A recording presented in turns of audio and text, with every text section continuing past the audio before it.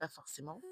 Donc je voulais quelque chose qui me ressemblait, un podcast où on a l'impression de discuter avec une copine, ou avec un copain ou avec, une personne dans la rue, hein, qu'on a rencontrée. Hem, un podcast qui inspire aussi, inspire mais de façon, douce. Parce que, c'est aussi ça le volet, négatif, on va dire, du développement personnel. C'est qu'à force de vouloir trop inspirer, on se dit: «Mais en fait, j'ai une vie de merde» et en fait, quelque part, ça crée de la dépression. On se rend compte que, bah, on a, bah, des vies qui sont pas forcément comme celles sur Instagram, sur TikTok, enfin, on gagne pas énormément d'argent, enfin bref, tout ça. Et je voulais pas forcément. Moi, ce que je voulais, c'était vraiment un cheminement. C'est que les gens prennent conscience petit à petit et que on puisse se dire, par exemple, quelqu'un, je prends un exemple concret, une femme, un homme qui a envie, bah, bah, d'oser tout simplement lancer, quelque chose, se dire: «Bah, elle a fait, pourquoi pas moi?»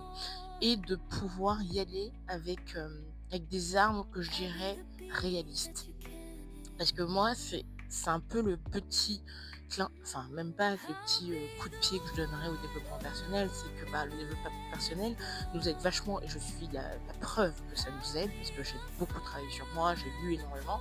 Mais en même temps, je pense que c'est un cheminement qui se fait, au fil de l'eau, avec les expériences, les lectures, les rencontres, les vidéos qu'on peut lire. Des fois, en fait, une phrase peut changer tout alors qu'on a lu, 100 livres. Mais en fait, cette phrase-là, elle va être en fait le déclencheur, mais derrière, il y a eu déjà beaucoup de choses qui se sont amorcées, qui ont déclenché.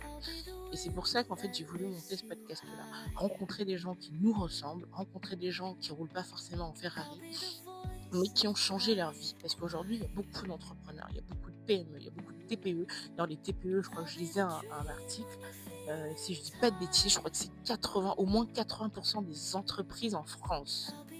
Donc, pour vous dire que quand on est TPE, il y a des gens qui ont monté leur structure, mais qui ne sont pas vus, qui n'ont pas cette visibilité-là. Et moi, c'est ce que j'avais envie de montrer. C'était quelqu'un bah, qui nous ressemble, qui a monté, qui a osé et qui souhaite le partager, tout simplement.